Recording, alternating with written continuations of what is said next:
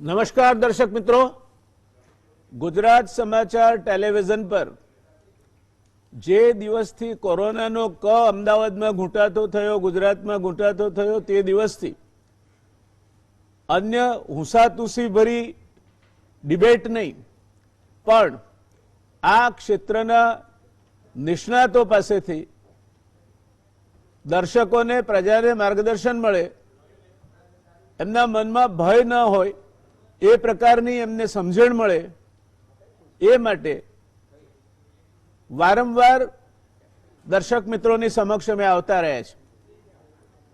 આજે એક એવી પેનલ તમારી સામે છે, એવા સિનિયર સ્પેશિયાલિસ્ટ એના સભ્ય છે કે જેને સામાન્ય રીતે મળવું હોય તો એપોઇન્ટમેન્ટ લેતા પણ આંખે પાણી આવી જાય. આ પેનલમાં સૌથી પહેલીવાર જોડાયા છે ડોક્ટર હરજીત ડુમરા, પલ્મનોલોજીસ્ટ તરીકે બહુ મોટું નામ. ક્રિટિકલ કેર એટલે જીવન અને મરણની વચ્ચે એક નાનકડી રેખા હોય, એ રેખાને ક્યાંક દર્દી ન અડી જાય અને એને પાછા લઈ આવે એટલા જોખમ લઈ શકવાનું, જેને નર્વ્સ ઓફ સ્ટીલ કહેવાય, એવા ક્ષમતા ધરાવતા ડોક્ટર હરજીત ડુમરા એ માત્ર ગુજરાતના જ નહીં પણ દેશના અગ્રણી પલ્મનોલોજીસ્ટમાંથી એક છે અને અત્યંત ખ્યાતિપ્રાપ્ત છે. ડોક્ટર મૃગેશભાઈ વૈષ્ણવ ગુજરાતનું નામ રોશન કરવા માટે થોડા જ સમય બાદ એ વિશ્વના મનોચિકિત્સકોનું જે ફેડરેશન છે એના પ્રમુખ તરીકે બિરાજવાના છે. ગુજરાતને ડોક્ટર મૃગેશભાઈ વૈષ્ણવની ઓળખ જરૂરી નથી, કારણ કે એ સ્વયં ખ્યાતિ પ્રાપ્ત છે. ડોક્ટર દિલીપભાઈ માવલંકર, જ્હોન હોપકિન્સ એવું નામ છે કે જ્યાં ભણવા જવા માટેના કેટલાય લોકો સ્વપ્ન જોતા હોય છે. અમેરિકાની એવી ખ્યાતિપ્રાપ્ત વૈશ્વિક કક્ષાની યુનિવર્સિટીમાંથી ભણીને બીજી એક એવી જ સંસ્થા Indian institute of management Ahmedabad 20 વર્ષ સુધી કામ કર્યું અને ત્યારબાદ એવી જ એક રાષ્ટ્રીય કક્ષાની, અને હું તો એમ કહીશ કે વિશ્વની કોઈ પણ પબ્લિક હેલ્થ ઇન્સ્ટિટ્યૂટ સાથે પેંગડામાં પગ ભરાવે તેવી સંસ્થાના ડિરેક્ટર તરીકે છેલ્લા એક દાયકાથી દિલીપભાઈ એનું સંવર્ધન કરી રહ્યા છે. દોસ્તો, આ પેનલ હુંસાતુસી માટેની, ગાંટાઘાંટી કરવા માટેની, કોઈના પર આક્ષેપબાજી કરવા માટેની સામાન્ય ડિબેટની જે વ્યાખ્યા હોય છે, ડિબેટની વ્યાખ્યાથી પર છે એવું તમે આ પરિચય સાંભળીને સમજી શક્યા છો. અત્યાર સુધી એની એક શિસ્ત રહી છે, એની એક છાપ રહી છે, અને એના જે નિષ્ણાતો વાત કરે છે એનું એક વજન રહ્યું છે. હમણાં જ આપણે સમાચારમાં સાંભળ્યું છે કે લગભગ 42 લાખને પાર વિશ્વમાં કોવિડ સંક્રમિત લોકોનો આંકડો પહોંચી ગયો છે. એમાંથી લગભગ 2,82,000 જેટલા લોકોના મૃત્યુ થયા છે. 14,08,000 જેટલા લોકો સાજા થઈને પરત આવ્યા છે. એનો મૃત્યુ દર છે 6.89%. ત્યાં પછી ભારતની વાત કરીએ, 67,152, મૃત્યુ 2,206, સાજા થયા 20,917, અને હજુ પણ સંક્રમિત છે તેવા 44,029. મૃત્યુ દર 3.29%. ગુજરાત પર આવીએ, કેસ 8,194, મૃત્યુ 493, સાજા થયા 2,545, મૃત્યુ દર 6.01%. અલબત્ત અગાઉની પેનલમાં જ્યારે ચર્ચા કરી ત્યારે 9.5% હતો, ત્યાંથી નીચે આવ્યો છે. પણ લગભગ વૈશ્વિક કક્ષાએ ગુજરાત અત્યારે ઊભું છે. ત્યારે મારે ચર્ચાની શરૂઆત માવલંકર સાહેબ આપથી કરવી છે કે આ મૃત્યુદર વિશ્વમાં જે છે એના સમકક્ષ ગુજરાતમાં છે, હજુ વધશે ઘટશે, શું થશે? અને દેશમાં અત્યારે 3.29% મૃત્યુદર છે. કદાચ હજુ ડોક્ટર ગુલેરિયા અહીં આવ્યા ત્યારે એમણે એવા ઉચ્ચારણો કર્યા હતા કે હજુ આની પીક આવવાની બાકી છે અને એ પીક કદાચ જુલાઈ મહિનામાં આવશે. આ ડોક્ટર ગુલેરિયાના અવલોકન છે. તે સામે આપણા આરોગ્ય મંત્રી ડોક્ટર હર્ષવર્ધન, જે પણ એક ડોક્ટર છે, એમણે કહ્યું છે કે the curve will flatten out sometimes after June 15th and I am very hopeful about it. તો આપના મતે આપ ડોક્ટર હર્ષવર્ધન સાહેબ સાથે ઊભા છો કે ડોક્ટર ગુલેરિયા સાથે ઊભા છો? જયનારાયણભાઈ, મુશ્કેલ પ્રશ્ન છે, પણ આ કર્વ આપણે લોકડાઉન દ્વારા ઘણો બધો ફ્લેટ કર્યો છે. હવે લોકડાઉનની પરિસ્થિતિ આગળ કેવી રીતે વધે છે અને એ ખુલતા લોકોનું બિહેવિયર કઈ રીતે રહે છે, આપણે ટેસ્ટિંગ કેટલું કરીએ છીએ, કારણ કે એ પણ જાણવાની ખાસ જરૂરિયાત છે કે જે કેસો પોઝિટિવ આવે છે, વિશ્વભરમાં જે સંશોધનો થયા છે એના એવું બતાવવામાં આવ્યું છે કે એમાં એના કરતાં 20થી 40 ગણા કેસો માઇલ્ડ અને એસિમ્પ્ટોમેટિક એવા હોય છે. એટલે આનો પીક ક્યારે આવશે એ કહેવું મુશ્કેલ છે, પણ મારું માનવું છે કે ચોક્કસ જૂન સુધી આપણે મોટાભાગના જે હમણાંના રેડ ઝોન્સ છે એમાં એનું પીક આવી ગયું હશે.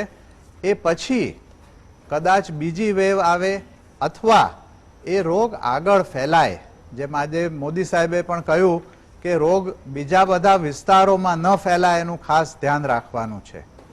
એટલે આવા બીજા નાના નાના પીક, ભારતનું પીક એટલે બધા ભારતના રાજ્યોનું પીક એકઠું કરીએ, રાજ્યોનું પીક એટલે બધા જુદા જુદા જિલ્લાઓનું પીક અથવા ત્યાંના કેસો ભેગા કરીએ. એટલે જેમ જેમ આ રોગ ધીમે ધીમે ફેલાશે એમ એમ ઓછો થતો જશે. અને ચીનમાં અને બીજી જગ્યાએ પણ એ જોવા મળ્યું છે કે એનો મૃત્યુદર પણ ઓછો થાય છે. વુહાનમાં જેટલો મૃત્યુદર હતો એના કરતાં ચીનના બીજા રાજ્યોમાં બહુ જ ઓછો મૃત્યુદર હતો. એવી રીતે જે એપી સેન્ટર અથવા જ્યાં રોગ પહેલાં ઇન્ટ્રોડ્યુસ થાય છે, ન્યુયોર્કમાં, બીજે બધે ત્યાં વધારે મૃત્યુદર છે. અમેરિકાના બીજા શહેરોમાં ઘણો ઓછો મૃત્યુદર એનો છે. એટલે અહીંયા પણ એવું જ કંઈક થવાની શક્યતા દેખાય છે.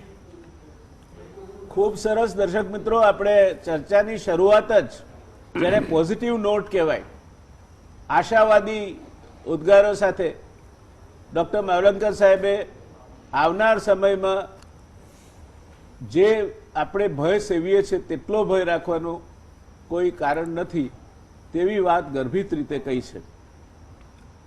સાહેબ, એક બીજી વાત મને યાદ આવે છે. એ વાત છે 6 blind men and elephant.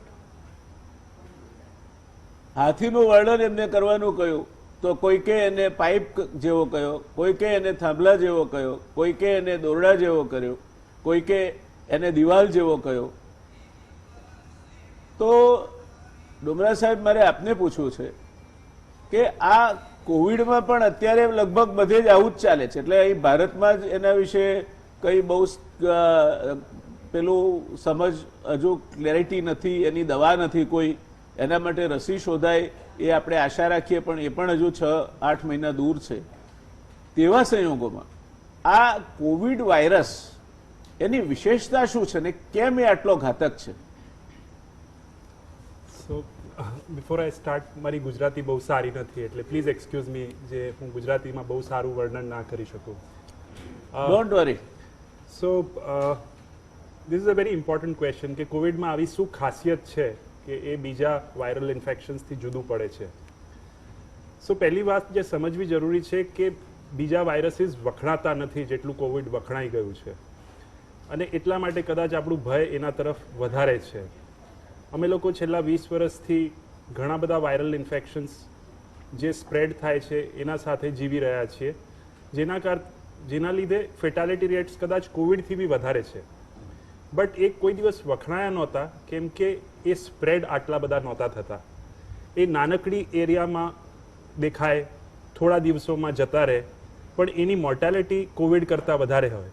દાખલા તરીકે આ પહેલાં બી એપિડેમિક્સમાં સાર્સ વાયરસ ને MERS virus all over the world થયા, પણ એ નાનકડી જગ્યામાં સીમિત રહ્યા અને આખા વર્લ્ડમાં સ્પ્રેડ નહોતા થયા. એ વાયરસીસની મોર્ટાલિટી કોવિડ કરતાં ઘણી વધારે હતી. સો પહેલી વસ્તુ જે ઇમ્પોર્ટન્ટ છે કોવિડ માટે સમજવી કે કોવિડની મોર્ટાલિટી કે ફેટાલિટી એટલી વધારે નથી, પણ કોવિડનું સ્પ્રેડ વધારે છે. એટલે આખા વિશ્વમાં ફેલાઈ ગયું છે ને આ છેલ્લા 100 વર્ષમાં પહેલી વાર આવું બન્યું છે કે એક વાયરસ પાછું આખા વિશ્વમાં ફેલાયું છે.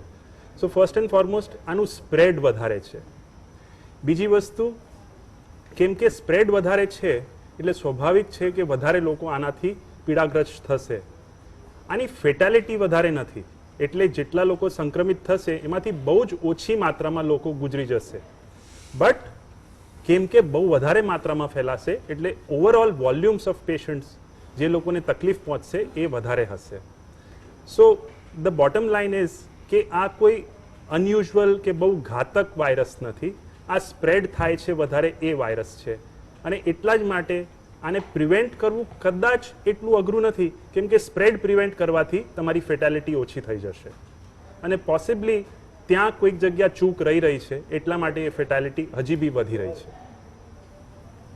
ધન્યવાદ સાહેબ. આપ કહેતા હતા કે ગુજરાતીમાં આપને બહુ અનુકૂળતા નથી, પણ આપે તો બહુ સરસ રીતે વાત કહી.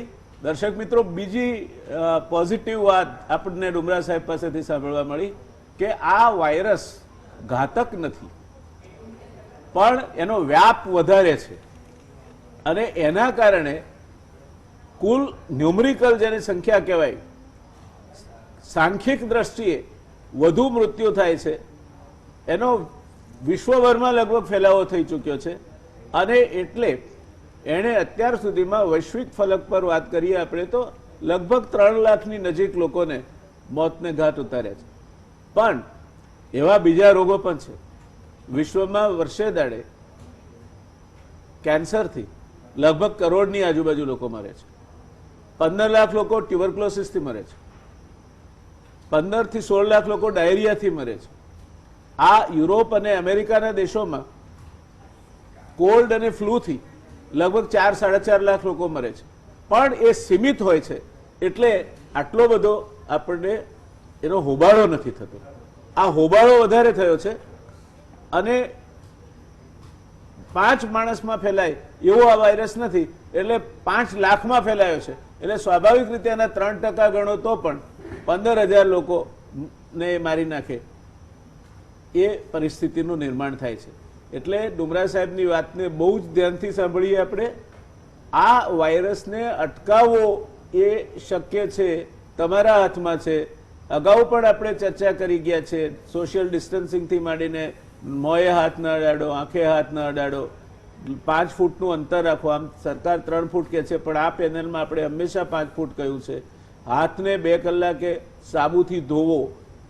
આ બધી તમે જો ચેતવણી રાખો અને એ કાળજીથી ચાલો તો બહુ તકલીફ નથી પડતી. તમને નહીં થાય આ વાયરસ, પ્રોવાઇડેડ કે જે કોમોર્બિડિટીની વાત કરવા આવે, તમે શરીરે તમારું એની જે રોગ પ્રતિરોધક શક્તિ એ જો ઘટી ગઈ હોય તો એ રોગ પ્રતિરોધક શક્તિ ઘટી ગઈ હોય એ લોકો એટલે વયસ્ક સિનિયર સિટીઝન છે અને કોઈ લાંબા ગાળાના રોગમાંથી બેઠા થતા હોય, બહુ બ્લડ પ્રેશર કે ડાયાબિટીસ હોય કે એ પ્રકારની પરિસ્થિતિમાં આ રોગ ઘાતક બને છે. એટલે એટલાને બાદ કરીએ આપણે આપણી રોગ પ્રતિરોધક શક્તિ જાળવી રાખીએ તો વાંધો નહીં આવે. પણ મારે વૈષ્ણવ સાહેબને પૂછવું છે અને એમના પાસેથી એ જાણવું છે કે આ વાયરસ વિશે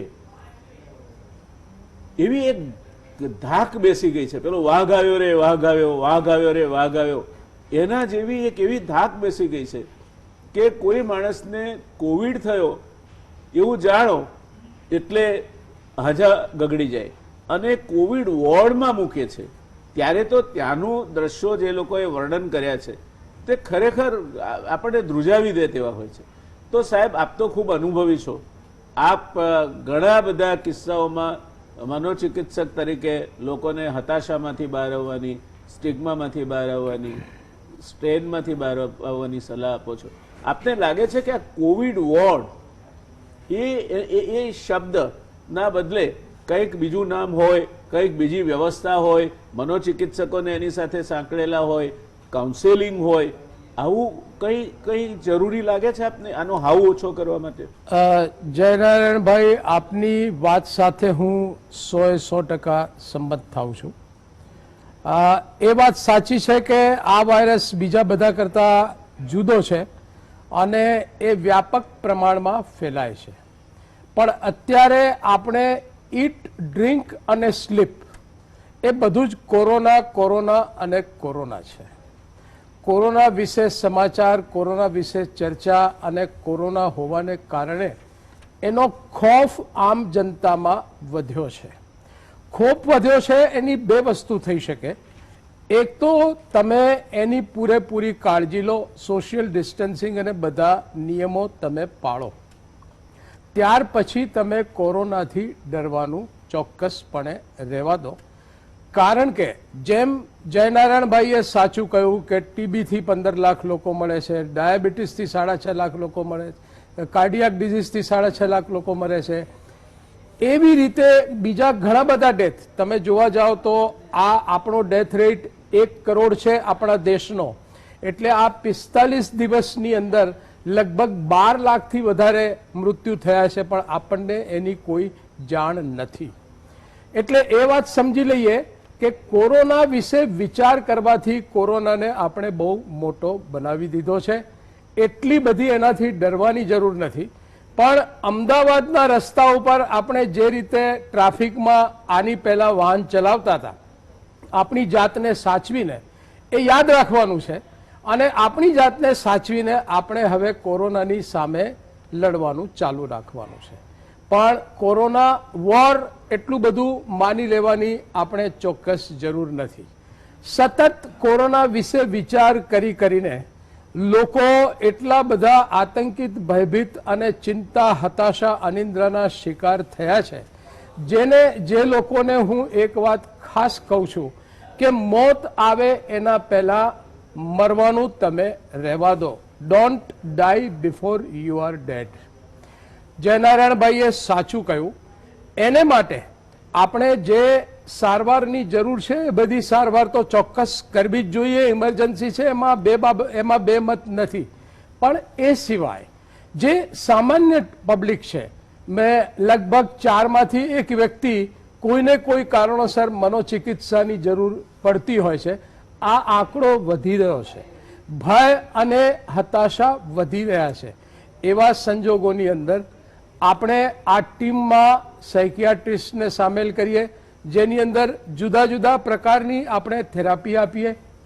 કાઉન્સેલિંગ પણ આની અંદર આપણે આ ટીમમાં શરૂ કરીએ. તો એવા સંજોગોની અંદર આપણે આ તણાવમાંથી મુક્ત થઈશું. અને ખાસ કરીને કોરોનાની જે લડત ચલાવી રહ્યા છે, જે ફ્રન્ટ લાઇન પર જે ડોક્ટરો એ વોર્ડમાં કામ કરી રહ્યા છે, એમની પણ આપણે હિંમત વધારવાનું કામ કરીએ. એટલે આપની વાત જયનારાયણભાઈ બિલકુલ સાચી છે કે એક તો કોરોના વોર છોડી દેવું જોઈએ, એ આ ભયાનક નથી. અને બીજું એ કે આપણે આપણી રીતે આપણી જાતને સાચવી પછી ચિંતા કરવાનું ભૂલી જવું જોઈએ. કારણ સમસ્યા તો સૌ કોઈને આવે છે, એ જતી પણ રહેશે. એની અવધિ બહુ સીમિત હોય છે. પણ આપણે, મેં કહ્યું, don't die before you are dead. મૃત્યુ પહેલા, ખરેખર મૃત્યુ આવે એની પહેલા રોજ મરવાનું આપણે બંધ કરીએ. ખૂબ સાચી વાત કહી વૈષ્ણવ સાહેબે. આપણા ગુજરાતીમાં એક કહેવત છે કે આવતી ધાડે વખ ના ખવાય. તમારા ઉપર ધાડપાળુઓ તૂટી પડવા માટે, ત્રાટકવા માટેની તૈયારીમાં છે, એટલે ઘેર જઈ અને ઝેર પીને સૂઈ જવું એ એનો ઉપાય નથી. અને બીજું કે તમે જે વસ્તુનું વારંવાર રટણ કરો છો એ તમારો કબજો લઈ લે છે. અને પછી તમને એ ઝાડના ઠૂંઠામાં પણ અંધારામાં ભૂત દેખાય છે. કોરોના એવું ભૂત નથી, એની ખાતરી રાખો. જે રીતે વિશ્વમાં લગભગ 3,02,82,000 ટુ બી પ્રિસાઇઝ, એનાથી થોડા વધારે છે, લોકોના મૃત્યુ થયા છે, એ તમારા મગજમાં જો જતું હોય તો આજે મારે તમારા મગજમાં બીજો એક આંકડો મૂકવો છે કે 14,08,980 લોકો સાજા થયા છે. એટલે જેટલા મર્યા છે તેના કરતા લગભગ 6 ગણા લોકો સાજા થયા છે. તો તમે એ 6 ગણામાં એટલે 7માંથી 1માં શું કરવા તમારે જવું છે? તમે 7માંથી 6 બાજુ રહો ને, પાળવું બધું જ જોઈએ. પણ વૈષ્ણવ સાહેબની વાત બિલકુલ યાદ રાખો કે મૃત્યુ કરતા મૃત્યુનો ભય એ વધારે જોખમી છે. અને એટલે મૃત્યુના ભયમાંથી બહાર નીકળો. એકાદ વખત સવારમાં જોઈ લો, આ કોરોના એ કંઈ ક્રિકેટ મેચ નથી કે તમારે દર કલાકે એનો સ્કોર જાણવો પડે, કેટલા થયા ને આ ઇંચ કેટલા થયા ને પણ કેટલા થયા. એમાંથી બહાર નીકળી જાઓ. તમારે જે કરવું જોઈએ તે કરો. તો આપણે ડુમરા સાહેબને પૂછીએ કે સાહેબ, આ રોગથી સલામત રહેવા માટે you very rightly said that prevention is better than cure. તો જનરલ વાત તો ઘણી બધી સરકારે કરી છે, બીજે બધેથી થાય છે. તો પછી લોકોને શું તકલીફ પડે છે આ પ્રિવેન્શનમાં? પોતાની નાગરિક ધર્મ બજાવવામાં તકલીફ કેમ પડે છે લોકોને? સો કપલ ઓફ થિંગ્સ જે તમે કીધી બહુ જ સાચી છે. ફર્સ્ટ એન્ડ ફોરમોસ્ટ હું તમારા સાથે બિલકુલ સહમત છું. છેલ્લા 1.5 મહિનામાં જે અમે લોકો દર્દીઓ જોઈ રહ્યા છીએ ઓપીડીમાં, એમાં માનસિક કારણોસર શ્વાસના દર્દીઓ શારીરિક કારણસર શ્વાસના દર્દીઓ કરતાં વધી ગયા છે. ઇનફેક્ટ મારે ઘણા બધા દર્દીઓને દવા વગર ફક્ત રીએશ્યોરન્સ સાથે બી હું ટ્રીટ કરી શકું છું. સો ભય બહુ છે ઇન શોર્ટ. હવે એક વસ્તુ ચોક્કસ જે સાયન્સ કહે છે કે આ રોગ માટે એટ ધ પ્રેઝન્ટ ટાઈમ ડૉક્ટરો પાસે કોઈ જાદુઈ ઉપચાર નથી. કોઈ દવા, કોઈ ઇન્જેક્શન, કોઈ વેક્સિન, કોઈ બ્લડ પ્રોડક્ટ એવું નથી કે જેને લેતા જ જાદુઈ રીતે તમે સાજા થઈ જશો. અને એટલા જ માટે જે એમ્ફોસિસ છે, જે ભાર છે, એ એના ઉપર છે કે આ રોગ થાય જ નહીં તો સૌથી સારું, which means prevention is better than cure. એ ડિક્ટમ આ રોગ માટે જ બનાવવામાં આવ્યું છે. હવે પ્રિવેન્શન માટે જે સલાહો ઓલરેડી છેલ્લા 2 મહિનાથી સરકાર તરફથી, મીડિયા તરફથી, મારા પહેલાં આવેલા ડૉક્ટર્સ તરફથી તમે સાંભળી ચૂક્યા છો, એમાં હું કશું જ ઉમેરી નથી શકતો. Which means the 2 most important points જે છે, physical distancing and personal protection, one by hand washing and second by wearing a mask. આ 3 વસ્તુથી વધારે હું તમને કોઈ જ સલાહ નથી આપી શકતો જેનાથી તમે આ રોગથી બચી શકશો. છતાં બી કેસ ફેટાલિટી કેમ વધે છે, છતાં બી નંબર કેમ વધી રહ્યું છે, છતાં બી આપણે રોગના ઉપર કાબુ કેમ નથી કરી શકતા, આટલું બધું સમજાયા છતાં બી ધ ઓનલી રીઝન ઇઝ કે આપણા પાસે ઉપચારો છે પણ ઇમ્પ્લિમેન્ટેશન નથી થઈ રહ્યું. ઇમ્પ્લિમેન્ટેશનનું મતલબ કે તમારા ઉપર સરકાર દબાવ નાખે, પોલીસવાળા તમને સમજાવે, તમારા ઘરના વડીલો સમજાવે, દરેક જગ્યાએ બોર્ડ હોર્ડિંગ હોય કે તમે હેન્ડ વોશિંગ કરો, માસ્ક પહેરો, ફિઝિકલ ડિસ્ટન્સિંગ કરો, છતાં બી તમે કેમ નથી કરી રહ્યા? It is a question of culture. આપણા દેશમાં કલ્ચર જે છે it is governed by the society, અને સોસાયટી તમે બધા ઇન્ડિવિજ્યુઅલ ભેગા થઈને બનાવો છો. અને unless and until each one of you, every one of you practices these small points, આ રોગ કાબૂમાં આવવાનો નથી. એટલે ભાર સરકાર ઉપર કે પોલીસવાળા ઉપર કે બ્યુરોક્રેટ્સ ઉપર નથી, ભાર તમારા ઉપર છે એઝ એન ઇન્ડિવિજ્યુઅલ. જે દિવસ તમે એ વસ્તુ સમજી જશો તો કોઈને તમને સમજાવવાની જરૂર નહીં પડે અને આ રોગનો ખાત્મો ઝડપથી થશે. ડૉક્ટર ડુમરા સાહેબે ખૂબ સાચી વાત કહી. આપણે નાગરિક ધર્મ બજાવવાનો છે અને એમાં જ ક્યાંક આપણે કાચા પડીએ છીએ. જેવું લાગ્યું કે હવે અઠવાડિયું કશું નથી મળવાનું એટલે આપણે તૂટી પડ્યા અને ડિસ્ટન્સિંગનો જે ખુરદો વાળી દીધો. જેવું આપણને કર્ફ્યુમાંથી 3 કલાક ખરીદી ના મળ્યા એટલે ડિસ્ટન્સિંગને ગોળી મારી દો, ખુરદો વાળી દીધો. જેવું રેશનિંગની દુકાને રેશન વેચાવાનું શરૂ થયું, ડિસ્ટન્સિંગનો ભોગ લેવાઈ ગયો. એટલે નાગરિક તરીકે આપણે ન સમજીએ તો તમારા પગમાં કાંટો વાગે તો તમારે બૂટ પહેરવા પડે, ધરતીને ચામડે ના મઢાય. આપણે સરકાર પાસેથી અપેક્ષા રાખીએ છીએ પોલીસ પાસેથી અપેક્ષા રાખીએ છીએ, આરોગ્ય કર્મીઓ પાસેથી અપેક્ષા રાખીએ છીએ કે અમને કાંટો ન વાગે એ જોવાની જવાબદારી તમારી છે, તમે ધરતીને ચામડે મળી દો. આ અપેક્ષા સાવ ખોટી છે. ડુબરા સાહેબની વાત સાથે સંપૂર્ણ સંમત થયા સિવાય ચાલે તેમ નથી. So take care and don't scare and go whatever way you should. તમારે જે આદર્શ નાગરિક ધર્મ તરીકે જે કરવું પડે તે કરવું જ પડે. દર્શક મિત્રો, અહીંયા આપણે રોકાઈશું એક નાનકડા બ્રેક માટે. બહુ જ જલ્દી પાછા આવીશું. માવલંકર સાહેબ પાસે જવાનું છે આપણે એમનો અભિપ્રાય જાણવા માટે. રોકાઈએ એક નાનકડા બ્રેક. બ્રેક બાદ ફરી એકવાર આપનું આ રસપ્રદ ચર્ચામાં સ્વાગત છે.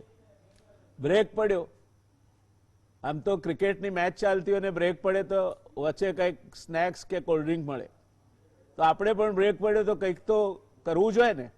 એટલે એક નાની વાર્તા કહું છું. એક ચોર હતો, પકડાયો, એને રાજા સામે ઊભો કરવામાં આવ્યો. રાજાએ કહ્યું કે બોલ શું છે તારો, કબૂલાત છે કે કઈ તારે કેવું છે? કે ના, મેં ગુનો કર્યો છે. હવે તને સજા પૂછું છું, તું સાચું બોલ્યો છે એટલે, કે 100 કોરડાની સજા કરું કે 10 કિલો ડુંગળી ખાવાની? ચોરને લાગ્યું કે આપણે ડુંગળી રોજ ખાઈએ છીએ, રાજા કહે છે તો આપણે 10 કિલો ડુંગળી ખાવાનું જ વધારે અનુકૂળ આવશે. એણે એ પસંદ કર્યું. 3-4 કિલો ખાતા ખાતા તો એની આંખમાં પાણીના પૂર આવ્યા કે હવે નહીં ખવાય. એટલે એણે અધવચ્ચે નક્કી કર્યું કે ના, મને કોરડા મારો. કોરડા મારવાના શરૂ કર્યા. 40-50 કોરડા મારતા મારતા તો એ થથરી ગયો કે નહીં, હું પાછું ડુંગળી ખાઈશ. એ પાછો 1-2 કિલો ડુંગળી ખાતા ખાતા આઉટ થઈ ગયો. એણે ડુંગળીએ ખાધી અને કોરડાએ ખાધા અને છતાંય સજા બાકી રહી.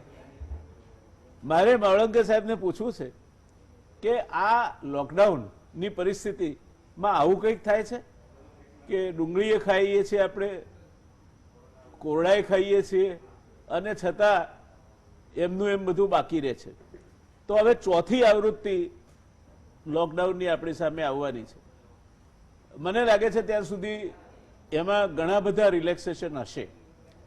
પ્રધાનમંત્રીજીએ એવું કહ્યું છે કે ગામડામાં એ ન પ્રસરે એ જોવું જોઈએ.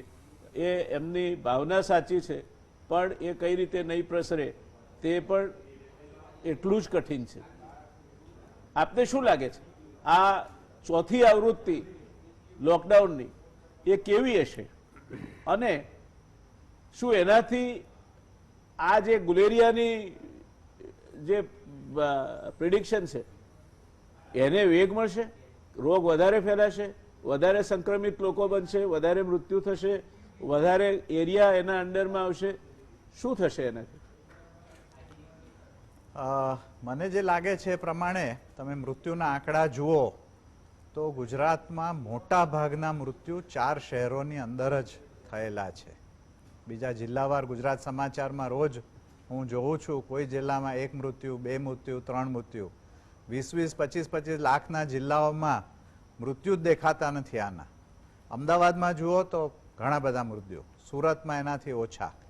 એટલે મારું એક એપિડેમિયોલોજીસ્ટ તરીકે એવું માનવું છે કે આ રોગ ચોક્કસ ગામડાઓમાં ફેલાશે, પણ ગામડાઓમાં ટકી નહીં શકે. અમદાવાદમાં જે ગીચ વસ્તી છે એ સિવાયના તમે વિસ્તારો જુઓ તો એમાં પણ એટલો બધો ફેલાયો નથી. ફેલાય છે પણ એમાં એટલો બધો બહુ મોટા પાયે ફેલાતો નથી. પરદેશમાં પણ જે મોટા મોટા મુખ્ય શહેરો છે, ન્યુયોર્ક, એમાં ખૂબ ફેલાયો છે, કારણ કે ઊંચા બિલ્ડિંગ્સ છે, લોકો લિફ્ટમાંથી જાય છે, પબ્લિક ટ્રાન્સપોર્ટમાં બહુ ભીડ હોય છે, બસોમાં, ટ્રેનમાં, અને એમાં એ રોગ ફેલાયો. બીજા નાના શહેરોમાં અમેરિકામાં રોગ છે, 2, 4, 5, 10 કેસો થાય છે, પણ એટલો બધો નથી. એટલે જેમ જેમ આ ધીમે ધીમે રોગ ફેલાશે એમ એમ કેસ થશે, પણ મૃત્યુ ઘણા ઓછા થઈ જશે. આપને ખ્યાલ હશે કે 4-5 વર્ષ પહેલા સ્વાઇન ફ્લૂનો રોગ આપણે ત્યાં આવી જ રીતે ફેલાયો હતો, અને ડુમરા સાહેબને તો ચોક્કસ યાદ હશે કે ઘણા બધા વધારે, આના કરતાં વધારે લોકો વેન્ટિલેટર પર પણ હતા. વેન્ટિલેટરો અમદાવાદમાં ખૂટી પડ્યા હતા, એવી પરિસ્થિતિ થઈ હતી. પણ જેમ જેમ એ રોગ ફેલાયો એમ એમ એ માઇલ્ડ થતો ગયો, એના મૃત્યુ ઓછા થતા ગયા, અને એ ધીમે ધીમે આપણે જેમ એપિડેમિક કહેવાય કે એકદમ આવનારો રોગ, એનામાંથી બીજો એક શબ્દ છે એન્ડેમિક એટલે રોજબરોજ થનારો રોગ, જેમ મલેરિયા રોજબરોજ થાય છે. બીજું ફરી યાદ કરાવું કે આપણે 2006માં ચિકનગુનિયાનો એપિડેમિક જોયો. અમદાવાદમાં 3 મહિનામાં 4000 વધારે મૃત્યુ થયા એ દરમિયાન. પણ એ પછી હવે એ રોગ સામાન્ય બની ગયો છે. ચિકનગુનિયા થાય છે, કોઈક મૃત્યુ પણ થાય છે, એવું નથી કે મૃત્યુ નથી થતા, પણ એ રોગ એન્ડેમિક એટલે રોજબરોજનો રોગ બની જાય છે.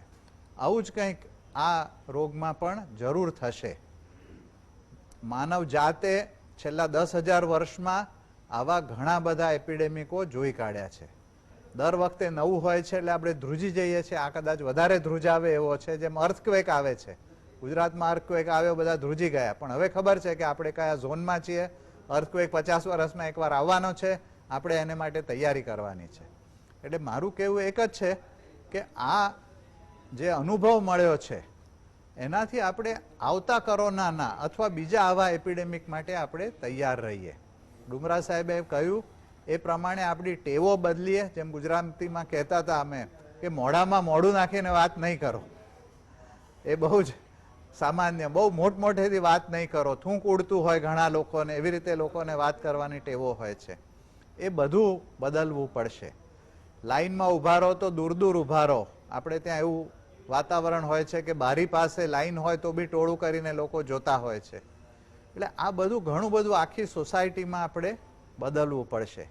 એક વિચાર એવો પણ મૂકું, વિચારી જુઓ, પરદેશમાં ચાલે છે 2 કલાક દુકાન નહીં પણ 24 કલાક દુકાનો ખુલ્લી રહે એવું જુઓ, કે લોકો રાતના આવીને બી એકલા ખરીદી કરે એટલે કોઈ સંક્રમણનો કોઈ બહુ સવાલ ન રહે.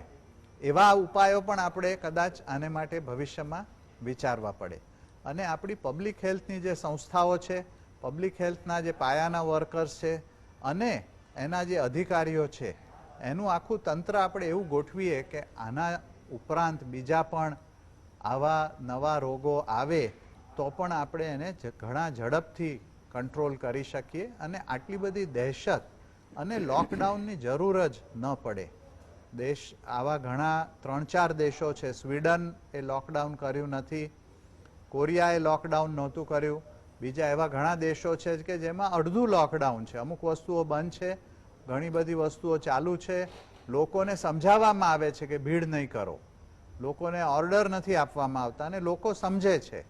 એટલે લોકોની ટેવ બદલીશું, લોકો અને રાજ્ય વચ્ચેનો એક અંતર ઓછું કરીને એ બદલીશું તો ઘણા બધા પ્રોબ્લેમ આમાંથી સોલ્વ થશે. દર્શક મિત્રો, વળી પાછી વાત અત્યંત હકારાત્મક, પણ જવાબદારી આપણા ઉપર, જે આપણે અત્યાર સુધી કોઈ દાડો લેવા માટે ટેવાયેલા નથી. આ રાજ્યમાં પણ ચાંદીપુરમ વાયરસથી માંડીને લેપ્ટોસ્પાયરોસિસ અને હેપેટાઇટિસ બી થી માંડીને એન્થ્રેક્સ સુધીના રોગો આવ્યા, એણે વધારે લોકોને માર્યા છે. આપણે એ વખતે ક્યાંય સમજતા નથી. લેપ્ટોસ્પાયરોસિસમાં માત્ર ગમબૂટ પહેરવાથી ના થાય, પણ એ ગમબૂટ સરકાર આપે તો પણ ન પહેરાય અને પછી લેપ્ટોસ્પાયરોસિસ થાય તો એના માટે જવાબદાર આપણે છીએ. એટલે માવલંકર સાહેબે કહ્યું એ વાત ગાંઠે બાંધજો. ડિસ્ટન્સિંગ પહેલું નંબર, માસ્ક પહેરો બીજું નંબર, મોઢામાં મોઢું ગાલીને વાત ના કરો ત્રીજો નંબર, સાબુથી તો સાબુથી પણ હાથ ધોવો દર 2 કલાકે ચોથો નંબર, નમસ્તે કરો, હાથ નહીં મિલાવો પાંચમો નંબર, ત્યાર પછી તમારા શરીરની રોગ પ્રતિરોધક શક્તિ વધે તે પ્રકારના કામો કરો એ છઠ્ઠો નંબર. થોડાક મુદ્દાઓ મારો આઈ ડોન્ટ વોન્ટ ટુ ટ્રેસપાસ વૈષ્ણવ સાહેબના ભાગ માટે રહેવા દઉં છું, પણ આટલું આપણે કરવું જોઈએ. ડુમરા સાહેબ, આ રોગ છે અને કોઈને થઈ ગયો તો આજની તારીખમાં આપે કહ્યું કે ફેટાલિટી ઓછી છે, તો આટલી બધી ફેટાલિટી અમદાવાદમાં કેમ વધારે? શું આપ એવું માનો છો કે અમદાવાદમાં સવલતો ઓછી છે કે અમદાવાદમાં કોઈ બીજું કારણ છે જેના કારણે અમદાવાદ એક સમય તો 10% ફેટાલિટી હતી, ઘટતી ઘટતી અત્યારે 6% સુધી આવી છે અને લગભગ 70% કેસ ગુજરાતના અમદાવાદમાં થાય, ને અમદાવાદ ને સુરત અને વડોદરા ભેગું કરીએ તો 90% કેસ ગુજરાતના એમાં થાય છે. શું કારણ છે અમદાવાદમાં વધારે મૃત્યુદર હોવાનું? સો આઈ થિંક આ પ્રશ્નનો જવાબ જે મને આવડી જશે તો ઓબ્વિયસલી બીજા કોઈને પૂછવાની જરૂર જ નહીં પડે સરકારને. But there could be hundreds of reasons and without evidence to focus on one particular aspect, એટલે એક વસ્તુ ઉપર ધ્યાન વધારે દોરવું અને એને જ મુખ્ય મુદ્દો બનાવો, ફેટાલિટી વધારવાનો, એ શક્ય નથી. એક બે વસ્તુઓ તમને ચોક્કસ કહીશ. જ્યાં સુધી ગુજરાતની ઇક્વિપમેન્ટ્સની અવેલેબિલિટી, ડૉક્ટર્સનું એકેડેમિક એક્સેલન્સ, ક્લિનિકલ એક્સપિરિયન્સ જોવા જઈએ તો આપણા પ્રાંતમાં જે એક્સપિરિયન્સ અને ઇક્વિપમેન્ટ્સ અવેલેબલ છે એ ઘણા બધા બીજા પ્રાંતો કરતાં વધારે છે. So Gujarat is not lagging behind in either medical science or medical technology. આપણે કોઈથી બી ઓછા નથી. સો ત્યાં વાંક નથી કે ફેટાલિટી વધારે છે. ઓબ્વિયસલી કોઈક પ્રદેશમાં આની ફેટાલિટી વધારે છે, કોઈકની પ્રદેશમાં ઓછી છે, અને it could B a lot of factors જેના લીધે આવું થઈ રહ્યું છે. મુખ્ય વસ્તુ હું પાછી ફરીને કહીશ કે આ વસ્તુઓ પર જે ફોકસ કરવા જઈએ કે ફેટાલિટી રેટ ગુજરાતમાં કેમ વધી રહ્યો છે, તો એ પ્રશ્નોનો જવાબ મળતા 3 થી 6 મહિના થઈ શકશે, અને ત્યાં સુધી આ એપિડેમિક જે છે એ ડાય ડાઉન બી થઈ જશે. સો રેધર ફોકસિંગ ફ્યુચરમાં શું કરવું જોઈએ, પ્રેઝન્ટમાં શું કરવું, એ અગત્યનું છે. અને ફરીને વાત આવશે કે વી હેવ ટુ એક્સેપ્ટ કે ગુજરાતમાં ફેટાલિટી વધારે છે. એના કારણો કદાચ કે દર્દીઓ આપણા હોસ્પિટલોમાં સ્ટિગ્માના લીધે લેટ આવી રહ્યા છે, કે મને હોસ્પિટલમાં હું જઈશ તો મને પૂરી નાખશે, મારી આખી ફેમિલીને ક્વોરન્ટાઇન કરી નાખશે, મને 14 દિવસ સુધી ઘરે નહીં મોકલે, એટલે હું જઉં જ નહીં તો સારું. બીજું કે આ વસ્તુની કોઈ દવા નથી તો હું હોસ્પિટલમાં બી જઈશ તો શું થશે, એના કરતાં હું ઘરે જ દવા કરું.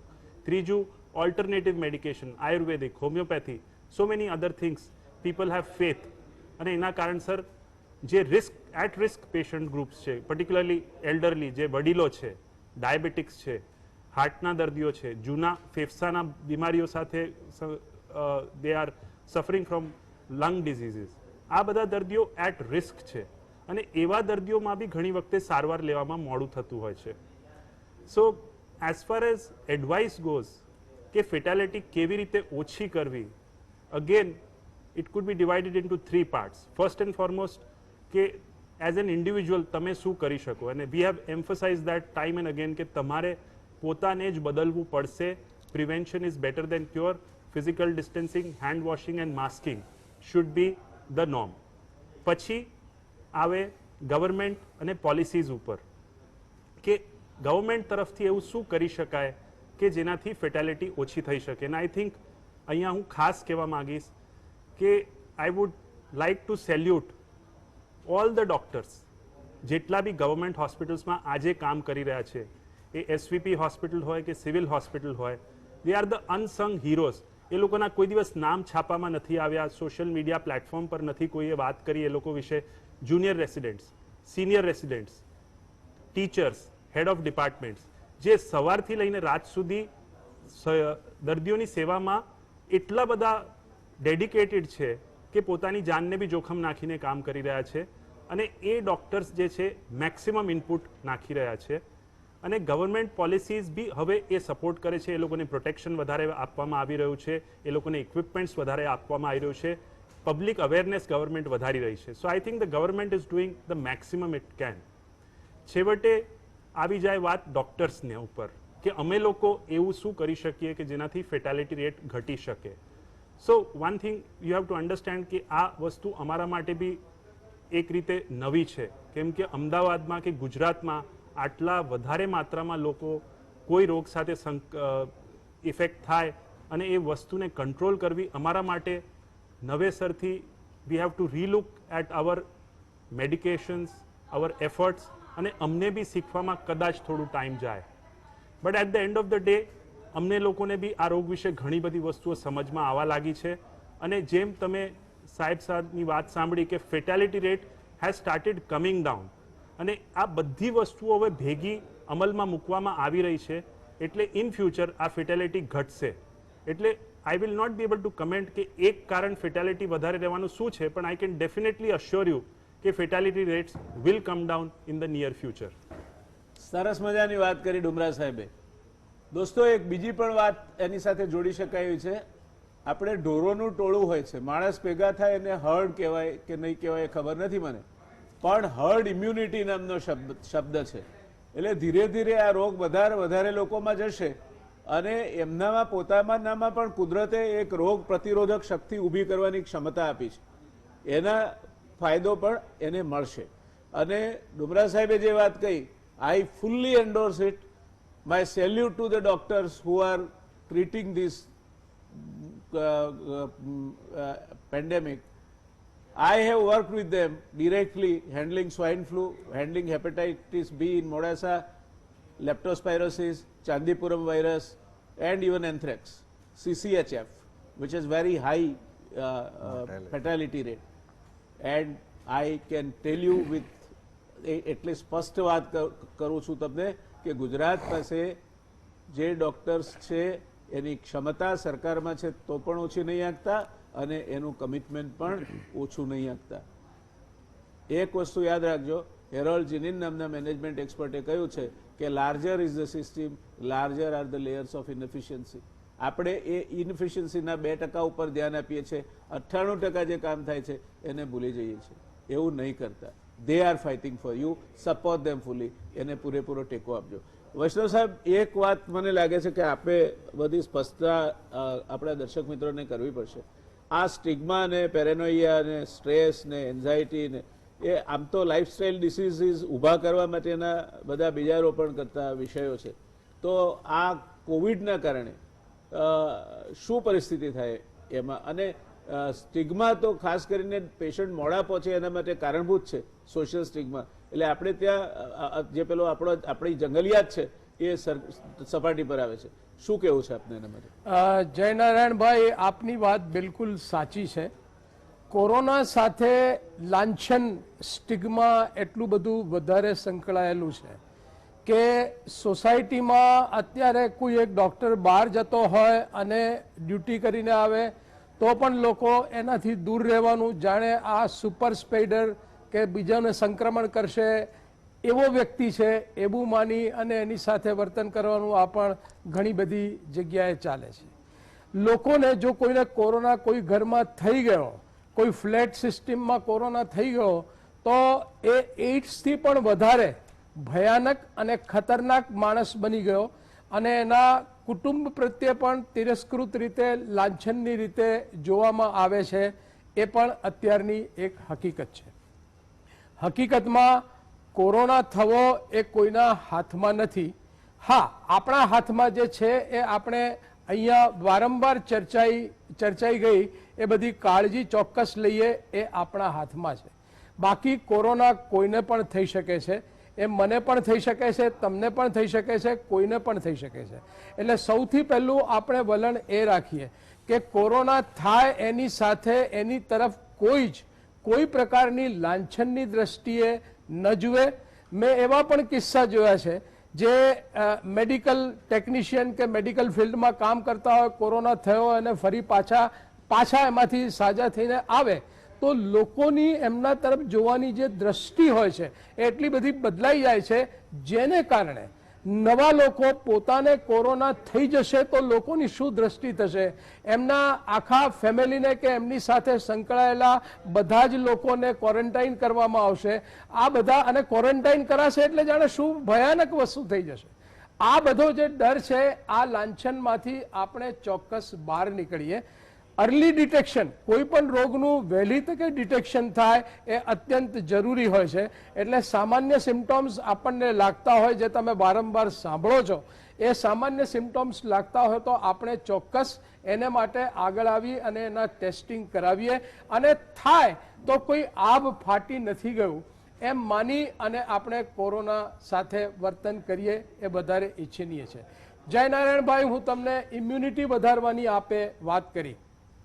ઇમ્યુન સિસ્ટમ વધે એને માટે જો તમને સ્ટ્રેસ નહીં હોય, જો તમારા મનમાં નકારાત્મક વિચાર નહીં હોય, જો તમને ભય નહીં હોય તો તમારી ઇમ્યુનિટી કોઈ પણ બીજા બહારના પરિબળ કે દવા વગર વધવાની છે.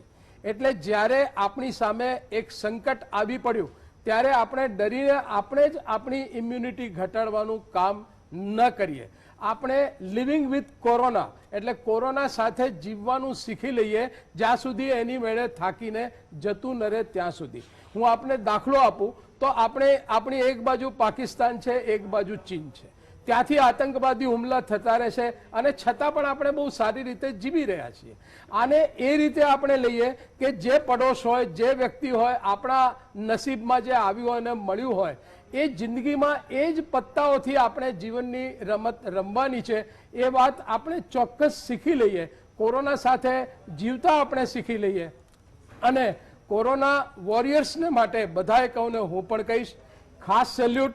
ખૂબ મહેનતનું કામ કરે છે. અમે ઇન્ડિયન સાયકિયાટ્રિક સોસાયટી તરફથી જુદા જુદા પબ્લિકમાં શું ફિયર છે, કોરોના વોરિયર્સમાં શું ફિયર છે, આ બધા સર્વે પણ કર્યા છે. એમની ઘણી બધી પીડાઓ જાણવા મળી છે. એ બધાને તરફ આપણે ખૂબ જ સહાનુભૂતિ, હું દયાભાવ નથી કહેતો, પણ માનથી જોઈએ, એમના બદલ ગર્વ અનુભવીએ. અને આવા લોકો આપણને મળ્યા છે તો આપણે ચોક્કસ આની સામે આમાંથી બહાર આવી શકીશું અને જીતી શકીશું એમ માની અને આપણે બિલકુલ સ્ટ્રેસ ફ્રી જીવવાનું શીખીએ. આમાં અત્યારે તણાવ મુક્ત જીવન જીવવાની પદ્ધતિ આપણે અપનાવવી પડશે. આપણી જીવનશૈલી આપણે બદલવી પડશે. આપણું વ્યક્તિત્વ, આપણી આદતો આપણે બદલવા પડશે તો ચોક્કસ આપણને સફળતા મળશે જ. ધન્યવાદ મુકેશભાઈ. દોસ્તો, આપણને સભ્ય સમાજ એવું લેબલ મારવાનો તો જ અધિકાર છે જો આપણે આમ જ્યારે કહેવત ટાંકવી હોય ત્યારે પહેલો સગો પાડોશી કહીએ અને ભૂલે ચૂકે જો એને ત્યાં કોઈક મુંબઈથી આવ્યું હોય તો પહેલાં ફોન કરવા દોડીએ. આ ડુપ્લિકેટ મેન્ટાલિટી અથવા તો ભય, ખાસ વાત સમજી લો મૃગેશભાઈની. એમણે કહ્યું આપણને કે ડર સે આગે જીત है અથવા તો ડર ગયા સો મર ગયા. આ વાત હંમેશા મનમાં રાખો. ભય એ વધારે મારક છે. કદાચ મૃત્યુ ઓછું પીડાદાયક હોઈ શકે, ઓછું મારક નીવડી શકે, પણ ભય એના જેવું મોટું મારક તત્વ બીજું એકે નથી. એટલે આપણે સમાજ તરીકે વર્તીએ. કોઈના ત્યાં કંઈ પ્રશ્ન હોય તો એને હૂંફ આપીએ. જો બ્રિટનના વડાપ્રધાન બોરિસ જોન્સનને કોવિડ થાય અને એ પાછા આવી શકે, પાછા વડાપ્રધાન તરીકેનું પોતાનું કામ શરૂ કરી શકે, આખા દેશની જવાબદારી ઉચકી શકે, તો આપણે આ હકારાત્મક કેસ જે છે તેમાંથી દાખલો લેવો જોઈએ કે નહીં આ માણસ લડીને પાછા આવીને પાછા કામે લાગી ગયા. આ બાબત અગત્યની છે. ભારતનું વાતાવરણ છે એ યુરોપ અને અમેરિકાનું વાતાવરણ નથી. એટલે ત્યાંના મૃત્યુદરો જે હોય, ત્યાંની સંખ્યા હોય, એને સરખાવીને આપણે દુઃખી થવાની જરૂર નથી. ડુમરા સાહેબ, છેલ્લો પ્રશ્ન આપને, 2 મિનિટ છે આપણી પાસે, કે આ સંક્રમિત થાય છે લોકો, એમાં એક વાત એવું કહેવામાં આવે છે કે આ જે વાયરસ છે એ રૂપ બદલે છે, જેમ પેલો ઘટોત્કચ હોય કે એ રીતે. તો આ શું છે? મ્યુટેશનના કારણે આપણા ત્યાં જે વાયરસ આવ્યો છે એની કઈ પીક ઓછી છે, સ્ટ્રેન્થ ઓછી છે, શું હકીકત છે આમાં? સો વાયરસ કોઈ બી હોય over a period of time mutate થતા જ હોય છે. એટલે કોરોનાની ખાસિયત નથી. કોઈ બી વાયરસ જેમ જેમ મલ્ટીપ્લાય થાય ને સ્પ્રેડ થાય એમાં થોડા ચેન્જીસ આવતા થાય. સો એ વસ્તુ કોરોના માટે જ છે એવું નથી. અને એવું કહેવું કે ગુજરાતમાં જે વાયરસનું ટાઈપ છે એ વધારે વિરુલેન્ટ છે, વધારે જોખમી છે, એ બી આપણા પાસે હમણાં કોઈ એવિડન્સ નથી. જેમ મેં પહેલાં બી કીધું કે વાયરસ રિલેટેડ પ્રોબ્લેમ્સ આપણા કંટ્રોલના બહાર છે. વાયરસનું બિહેવિયર વાયરસ જ કંટ્રોલ કરે. આપણે તો આપણું બિહેવિયર કંટ્રોલ કરી શકીએ.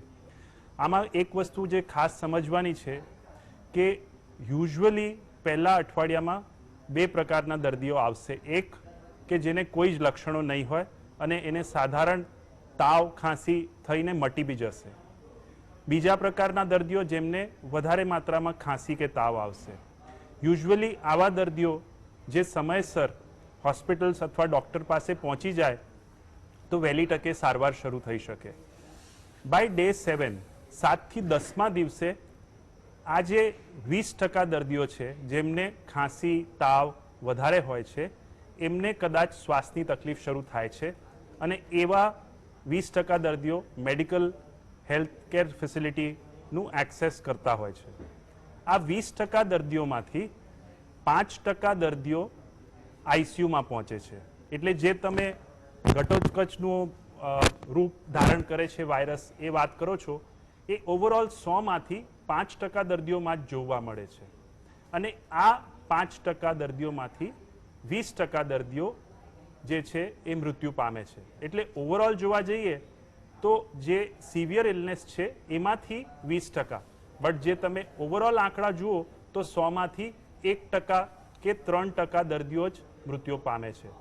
એટલે આ જે વાયરસનું રૂપ ધારણ થાય છે અઠવાડિયા 10 દિવસ પછી, એના માટે જે સમયસર તમે લોકો હોસ્પિટલ્સ ડોક્ટર્સનું એક્સેસ કરો અને વ્યવસ્થિત સારવાર લેશો તો તમારું નંબર એ 3%માં પડવાની શક્યતા ઓછી થઈ જશે.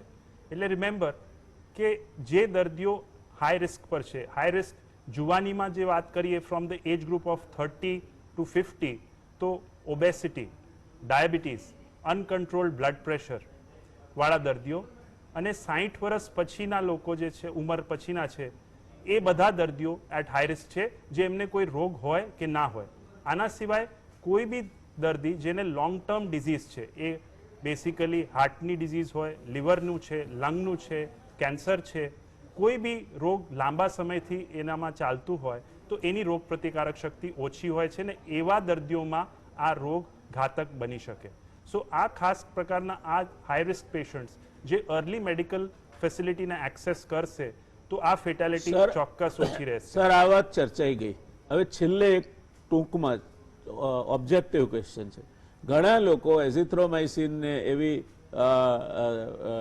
એન્ટીબાયોટિક્સ લેવાનું પોતે જાતે જ ડોક્ટર બની જાય કે કોઈ સલાહ આપી હોય ગમે તે, તો બેક્ટેરિયા અને વાયરસ બે વચ્ચેનો તફાવત શું છે?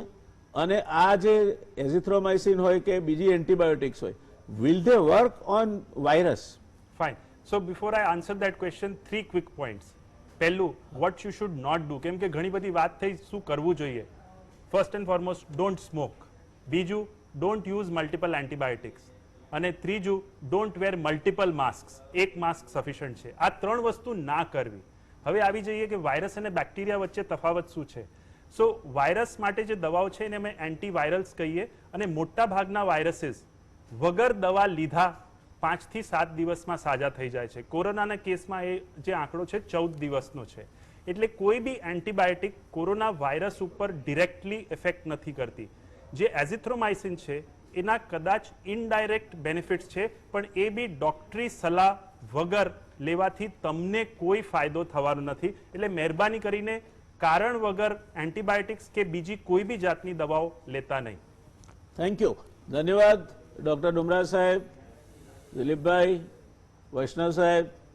આજનું ચર્ચાનું સ્તર એટલું અદ્ભુત રહ્યું કે at the end of the day અહીંથી હું આવ્યો અને અત્યારે જાઉં છું એ કલાકમાં મારા પોતાના આત્મવિશ્વાસમાં અનેક ગણો વધારો થયો છે. તો દર્શક મિત્રોના આત્મવિશ્વાસમાં તો અનેક ગણો વધારો થયો છે, મને કોઈ શંકા નથી. સરસ વાતો થઈ, બધી જ હકારાત્મક વાત જાણવા મળી. એ નિષ્ણાત ડોક્ટરો પાસે કે જેમને મળવું હોય તો કદાચ તમારા માટે શક્ય ન બને, એમણે પોતાનો સમય આપ્યો. માટે માવલંકર સાહેબ, ડુમરા સાહેબ, વૈષ્ણવ સાહેબ, આપ સૌનો આ ચર્ચામાં ભાગ લઈ અને એને આટલી રસપ્રદ બનાવવા માટે ખૂબ ખૂબ આભાર. દર્શક મિત્રો, મળીશું ફરી એકવાર બીજા કોઈ મુદ્દા સાથે, આ જ પ્રકારની એક્સપર્ટ પેનલ અને આ જ પ્રકારના હકારાત્મક ઉત્તરો અને પ્રશ્નો સાથે. આવજો. શુભરાત્રી.